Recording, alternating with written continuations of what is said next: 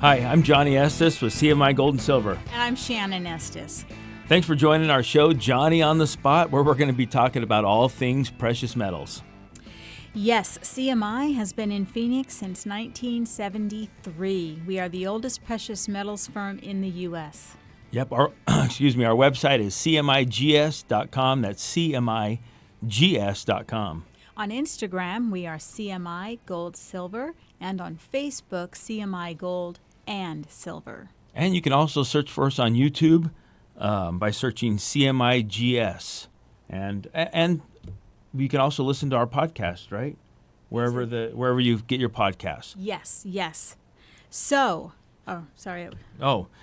today we are going to talk about IRA and how it works. Yes, a precious metals IRA specifically, and what it is and how it works. It's called a self-directed IRA, and the title, a self-directed precious metals IRA, is not a common IRA product, and the term self-directed may additionally throw some people off.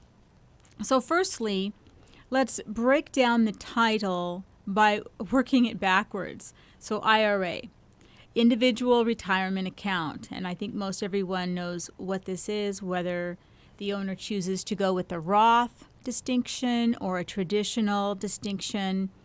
Choosing a Roth type of IRA, for example, the owner pays taxes on the money invested before placing the money into the account, whereas a traditional IRA distinction allows the account owner to place money into the IRA tax deferred, meaning that the money in the account is taxed when the account owner decides to utilize the account money later, and that's usually during retirement when their tax bracket is expected to be lower. Now, this is a basic breakdown about a Roth versus a traditional IRA of any form. So discuss what is best for you with your CPA. We are not CPAs. No, we are not licensed for that. But so working backwards, since we're going to work backwards today, the title Self-Directed Precious Metals IRA. So let's explain about the precious metals. All right, precious metals simply refer to precious metals, physical gold, silver, platinum, and palladium. We're going to talk about this in just a little bit more in a minute, but let's continue by explaining, Shannon, what self-directed means. Yes. Many IRAs a person can invest in are predetermined by managers as to how much of this or that will be in the proposed IRA, whatever funds or whatever they decide to put in them. With the self-directed precious metals IRA, the account owner gets to choose what precious metal products to buy and place in the IRA. Remember, we're talking about physical precious metals, and it's the account owner who determines how much gold the IRA will contain, how much silver and or platinum and palladium, and what those percentages will be. The account owner decides. Right. So gold, silver, platinum, palladium are all metals that can be stored in a precious metals IRA. But they have to be in a form of specific bullion and coins that are going to meet some strict IRS standards. But not to worry. There are lots of products out there that we can help you make choices with. Yes, so there are. So let's get back to the makeup of a self-directed precious metals IRA. So in essence, there are 4 parties involved in a precious metals IRA. And first, the account owner, that's you, the customer. And second is the custodian, that's the fiduciary company that you choose to set up and manage your IRA. And there are many choices for fiduciaries or custodians, such as a couple very well-known are Gold Star Trust, Equity Trust Company, New Direction Trust Company, and Strata Trust Company. These are probably some of the most well-known, but there are others available to choose from. Now, of the 4-part dynamic for a self-directed precious metals IRA, the next 2 parties of the 4 involved are the depository and the precious metals firm. Right. And when I'm talking to people on the phone, I always like to tell them that the most important party is them. So the account holder needs to be the most important, and that's what we try to focus on. But guess what? CMI Gold and Silver, we are the precious metals firm. That's what we do. We're going to help you buy the gold and silver that go into your IRA with the various products. But here's something that's really important, and you need to know that in the depository, by law, Shannon, precious metals, once those precious metals are purchased for your IRA, they have to be stored there. So essentially, you can't take your precious metals that you have in your safe right now and ship them to the depository. All right? They have to be, or they have to go into an independent third party that's a separate entity. So that's essentially the depository where they're going to be stored. And they do that so that everything is legitimate on the up and up, and the government knows what you're storing so that it can be eligible for that IRA. A well-known example of a depository is DDSC, the Delaware Depository Service Company in Wilmington, Delaware. They provide secure physical storage for precious metals like gold and silver, and they've been around since 1999. Today, there are many depositories available for IRA storage. The account owner chooses the depository that the account owner wants to use, and the custodians specializing in self-directed precious metal IRAs have relationships with all the major depositories. Yeah, so let's get back to the relationships a little bit of how the four parties of a self-directed IRA work. So essentially, the account holder, which is the most important, which is you, you're going to call up one of those custodians that we mentioned, or you can find one of your own. But let's just say that you call up Gold Star Trust. Okay, they're going to give you some paperwork. You're going to fill it out. You're going to establish your account essentially with your information. Now you'll need to fund that account some way, whether you send them a check or you transfer the money from another IRA.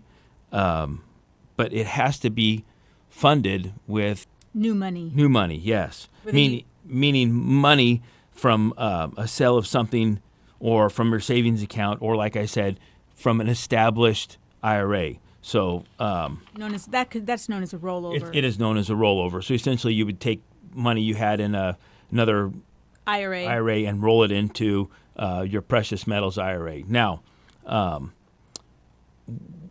once that's done, you can still choose whether it's a Roth or traditional. That's perfectly fine. Traditional to Roth can occur, but because of tax implications, you can't do Roth to traditional. But of course, these are all questions for your CPA, which we've said before, we are not. Yes. So the account now is set up and funded with a custodian, and the money is in the account and ready to use. The account holder can now contact a precious metals dealer like us and buy physical eligible bullion and coin products for placement into storage at the depository. Precious metals firms like us, we work with many custodians and many depositories. And once the funds are in the IRA account and product has been chosen and the price locked in, most of the remaining work is completed by the precious metals firm, the custodian, and the depository. So after that point, it's kind of behind the scenes. Yeah, so as I mentioned earlier, a second ago, you cannot take metal that is in your safe, whether you acquired it or somebody passed it on to you, and you cannot put that in your IRA account. That's just something the IRS doesn't allow. So all purchases have to be new purchases from a dealer like us. So if you have a safe and full of gold, I mean, good for you, and silver. Hopefully you bought it from us.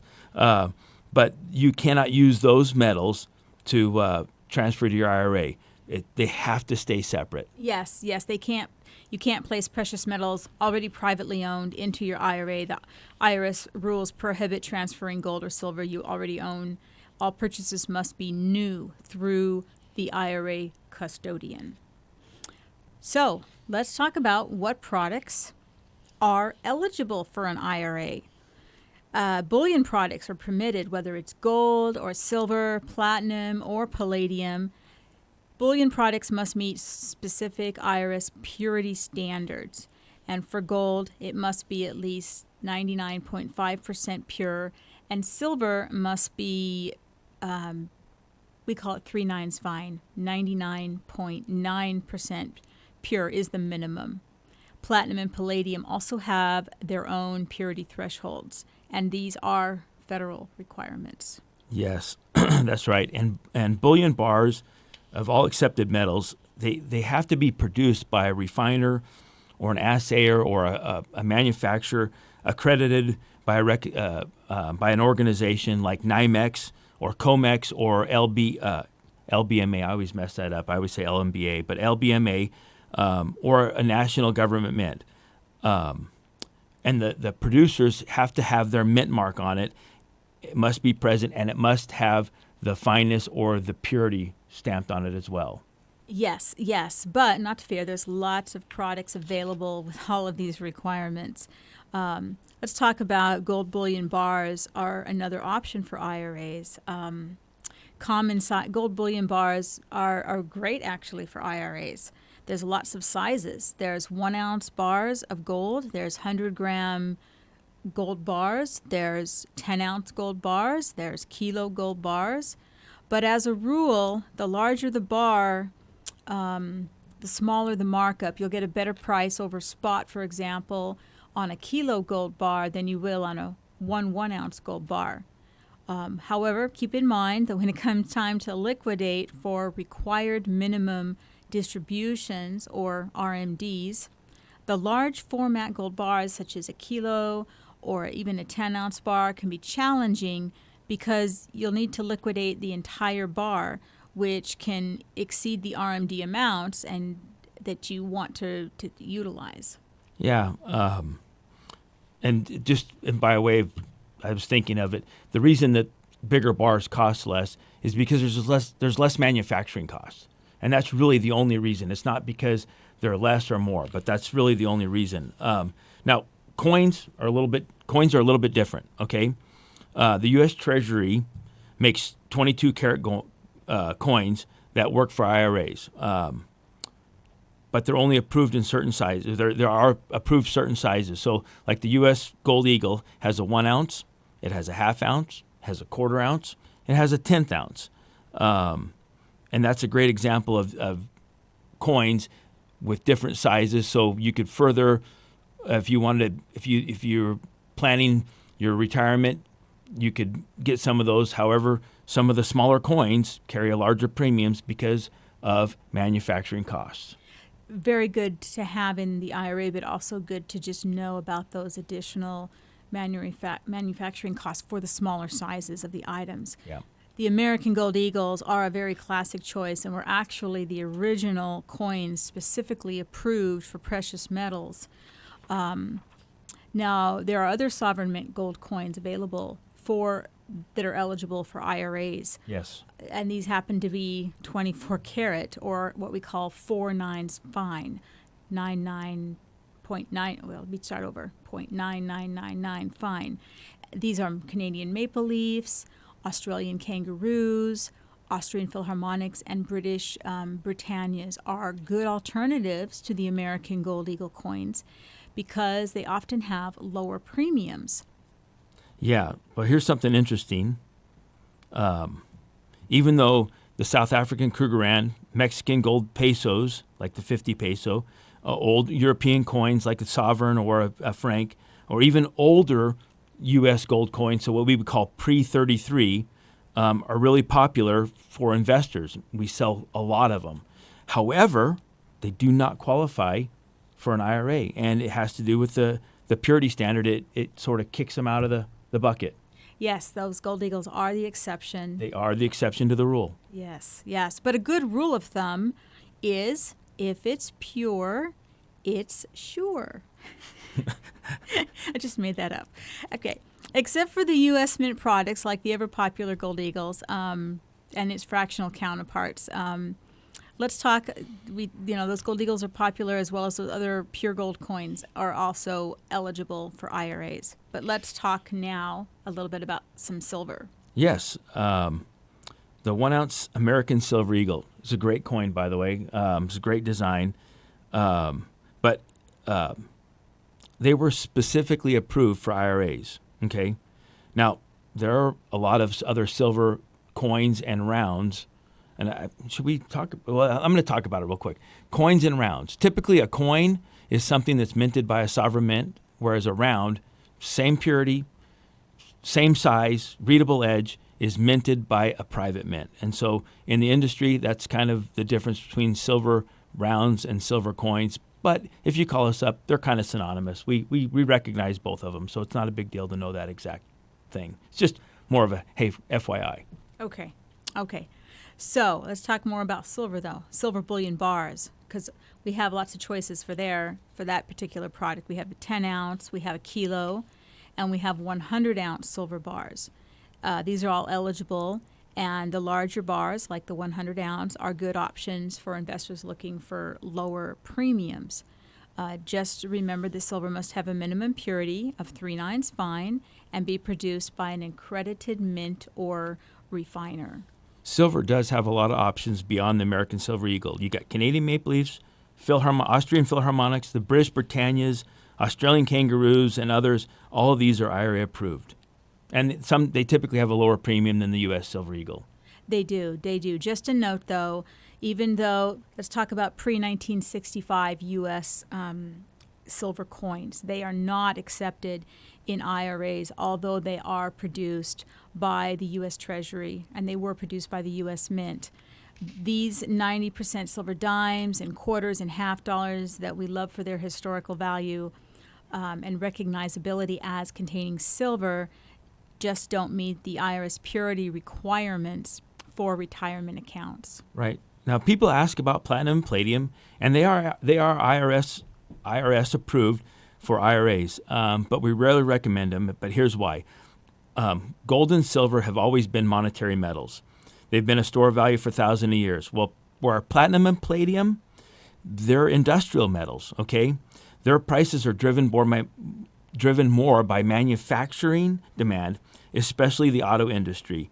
And that makes them way more volatile to predict, which means your entry costs and your exit costs tend to be more. Yes, that's a great point. If someone is interested in platinum or palladium for their IRA, we always recommend doing research first and understanding that you're dealing with a different kind of asset than a traditional monetary metal. Yeah. So let's talk about things to consider when you're thinking about your precious metals IRA. Yes, a few things to consider would be the annual storage fees, administration fees, transaction fees, and where your metals are going to be stored, because you do have the choice of your depository. Now, getting back to these costs, they can vary significantly between the different custodians and the different depositories, so it's worth shopping around. Right. We need to talk about something because there is a lot of misinformation out there. Home storage. You'll see ads for home storage IRAs or companies saying that you can keep your metal with your IRA at home, but it's not legal. The IRS requires that precious metals in an IRA to be stored in an approved independent depository. No exceptions, none. Yes, there was a lot of talk about home storage about 10 to 15 years ago, and that people could buy gold and silver for their IRA and store it at home in a security box or a safe. And there was a lot of multiple media platforms implying that IRA gold and silver could be stored at the owner's discretion in their own home, but the IRS explicitly bans home storage. The depository requirement exists to maintain the integrity of the retirement account structure, and your IRA metals must be held by a third-party custodian in a secure, insured facility. So when you're looking for custodians and depositories, ask about their security. Ask whether they offer segregated or non-segregated. With segregated metals, that means your specific coin or bars are stored specifically for you. Whereas a non-segregated or commingled, they just go in with, like lack of better terms, into a bucket, they're pooled. Both are fine. Both are legit. The fees on the non-segregated are a little bit less, but when you go to sell, you don't know you're getting your same coins back. Which may not be an issue. It's a personal preference type of a thing. Now, another consideration is required minimum distributions, or RMDs. Once you reach age 73 or 75, depending on when you were born, the IRS requires that you start taking distributions from traditional IRAs. With the precious metals IRA, this means that you'll need to either liquidate some of your metals and take the cash distribution needed, or take a physical distribution of the metals themselves, also known as an in-kind distributions. And what that really means is that if you wanted to take an in-kind distribution, you could have them ship you a 100-ounce silver bar if that covers your RMD. Correct. There's where product selection matters. We talked about the bigger the bar, the more you have to take. So, if your RMD is, $8,000, $9,000, and you only have a kilo, well, that's like $107,000 now. You kind of have a problem. You'll have to liquidate the whole thing, more than what your RMD requires, and of course there could be tax implications. And that's why we recommend a mixture of sizes, some 1 ounce and some smaller bars, so you have that flexibility for distribution. Yes, that's very practical advice. And speaking of distributions, it's worth noting that if you take an early distribution before age 59 and a half, you'll face the standard 10% early withdrawal penalty plus ordinary income taxes on traditional IRA distributions. So precious metals IRAs follow the same distribution rules as any other IRA. Yeah, so fees are going to be about $100 to $300 annually. Yes. Depending on the depository right. and the custodian, et cetera, like 0.5% to 1% of the account's value. It goes on and on. It just depends on how the different depositories and custodians set up how their fee structure works. But again, there's also going to be admin fees for the custodian, and these fees are going to vary, as we mentioned. And there's going to be administration or perhaps a maintenance fee recurring for managing the account from year to year, handling the bookkeeping, sending you your reports. And that could range from $75 to $300 per year with an average. So anyway, let's switch gears just a little bit more. How much to invest in a self-directed IRA or SIDRA, SDIRA, to compensate for all those fees? Yeah, so the more you store, the less it is, basically.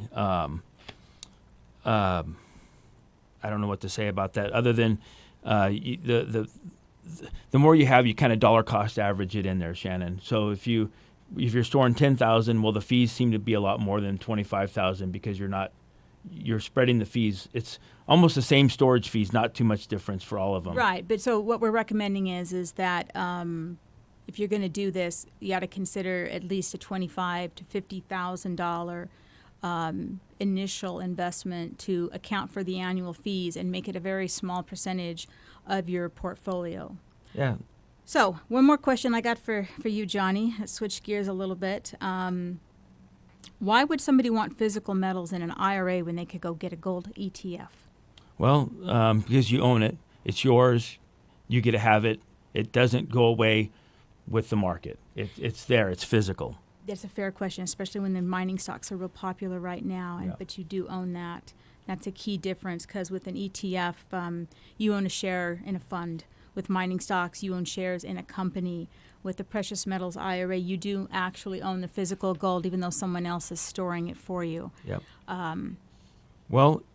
That's kind of all we have time for today, Shannon. But if you're interested in learning more about precious metals IRA, please give us a call. Yes, 1-800-528-1380. That's 528-1380. Or you can visit our website, cmigs.com. One more note, we are not financial advisors or CPAs. This is just basic information to help you and hope that it was so. Yep, that's right. We've been doing business since 1973. We've seen everything that you could see. We're here to educate first, Shannon, and sell later. Help you align your financial goals. Yes, next time, Saturday morning, 7:30 a.m., KKNT. Thanks for listening to Johnny on the Spot. We'll see you next week. Thank you.